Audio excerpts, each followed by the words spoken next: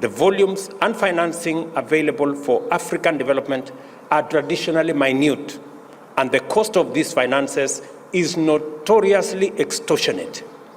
It is difficult to avoid concluding that in terms of development financing architecture, the global system is rigged against African progress. It is our role,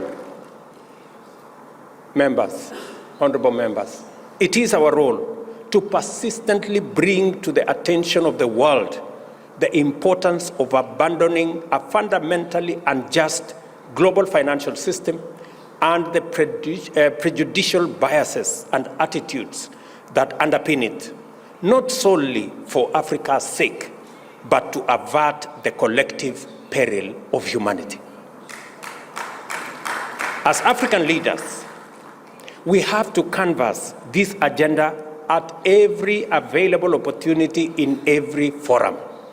It is clear now that the climate crisis will be brought under control once the global financial and governance frameworks facilitate Africa to emerge as the champion of a green industrial revolution. To get there, we have to deepen African unity, sustain and intensify our collaboration, and speak in one firm, clear voice.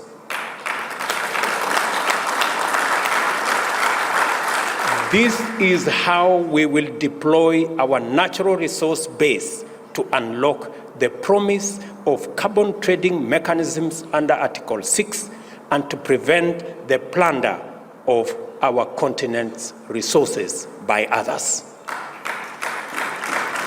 The AU reform agenda should be our top priority for African leaders to thoroughly examine and facilitate the process to ensure that the roles of the Bureau, regional caucuses, the Secretariat, and commissions are appropriately streamlined, creating a continental governance body that is truly effective.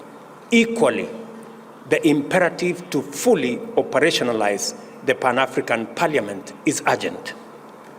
We must also review the funding arrangements for our AU budgets. It is an important thing for us to discuss. African Solutions, Agenda 2063, the Africa Continental Free Trade Area, and the vision of a young, clean, green continent of the future will remain a pale dream until, if we do not equip the Africa Union with the necessary capacity to live up to our aspirations. I'm also aware that a key setback for our individual and collective efforts to break free of our intractable problems with climate change, peace, and security lies with a fundamental flaw in our global multilateral governance structure.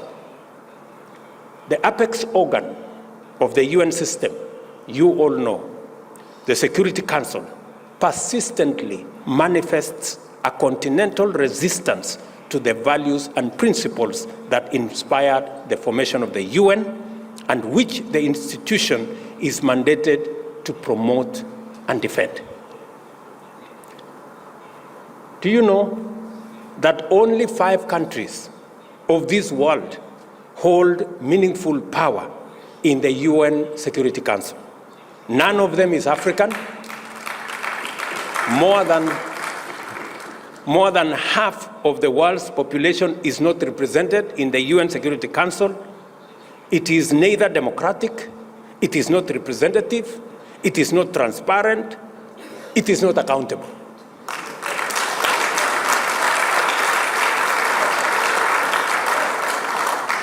As a result, it is unable to effectively respond to the pressing peace and security needs of the parts of the world most affected by conflict and insecurity in our global south. Its attitude to conflicts is geographically determined, and its intervention is likewise biased. It should not be possible for the foremost institution of global governance to remain so egregiously exclusive and non-representative, and claim to stand for any meaningful human norm.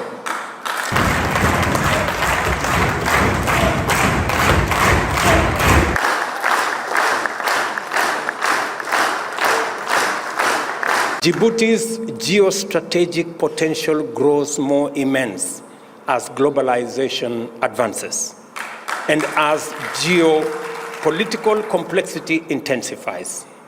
Every significant peace and security actor factors Djibouti as a component of effective global strategy as a matter of course. Djibouti is also a diplomatic hub of no mean repute. IGAD is not headquartered here by accident.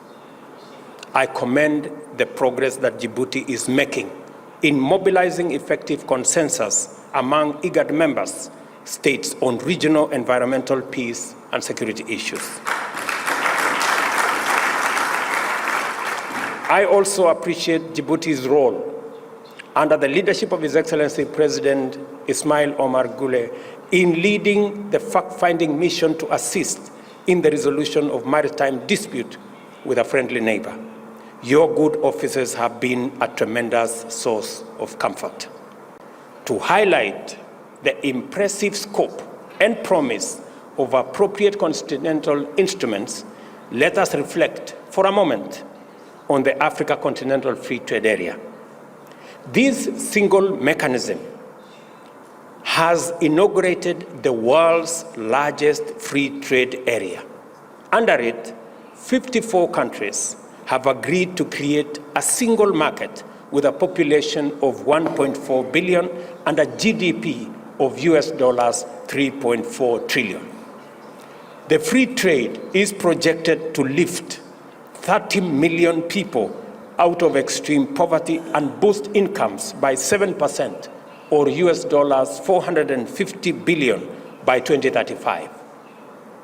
This is the magnitude of what typical Pan-African collective action can achieve, and we are only getting started. Sequencing will always be critical in these initiatives. African integration will require freer movement of people and goods, which in turn call for better infrastructure and better connectivity. Yet the soul of free trade is the medium of exchange. The barriers to easy payments and settlements across borders within our continent are simply unsustainable. Traders from Djibouti selling to Kenya, or traders from Kenya selling to Djibouti, have to look for US dollars. How is US dollars part of the trade between Djibouti and Kenya? Why?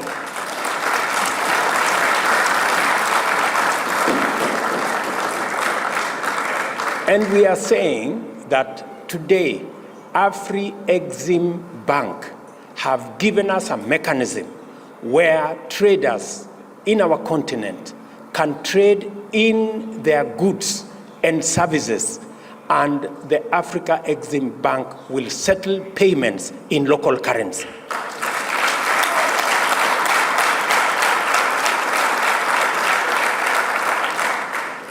That is why Kenya champions the Pan-African payment and settlement system that is done by our own institution, the Afri-Exim Bank. Why, members? Why is it necessary for us to buy things from Djibouti and pay in dollars? Why? There is no reason. And we are not against the US dollar. We just want to trade much more freely. Let us pay in US dollars what we are buying from the US. But what we are buying from Djibouti, let's use local currency.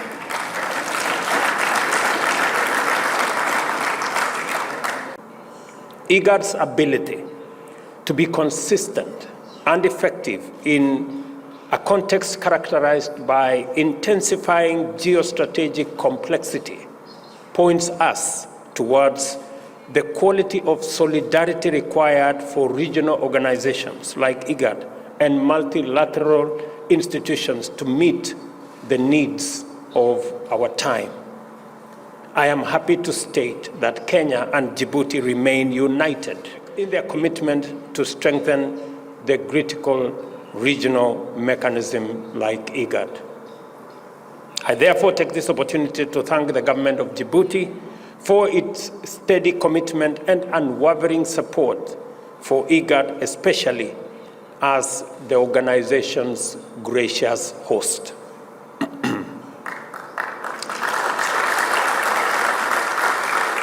Kenya and Djibouti are brought together by a common goal of promoting peace and stability in the Horn of Africa through other mechanisms.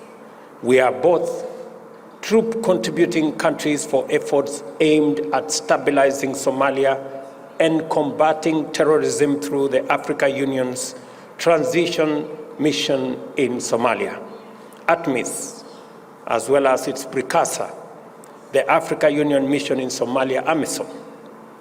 These efforts represent our shared commitment to collaborate consistently in the pursuit of our mutual interests, bilaterally, regionally, multilaterally, for the benefits of our peoples. As the country's parliament, this assembly is the place where the nation reasons with itself in order to generate solutions and guide progress. Your deliberations matter to Djibouti's national agenda, for our region, and where our destiny is forged. And as a result, my coming here, ladies and gentlemen, is not just a visit.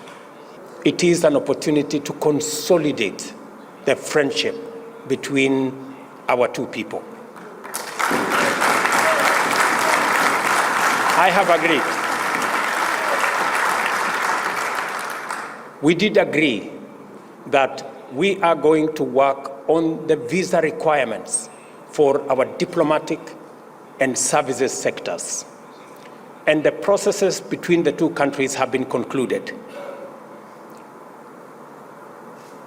I have today informed my brother, President Goulet, that we will not only make it possible for people holding diplomatic passports and services passports to come to Kenya without the need for a visa, but I have also extended it to all the people of Djibouti, even those holding ordinary passports.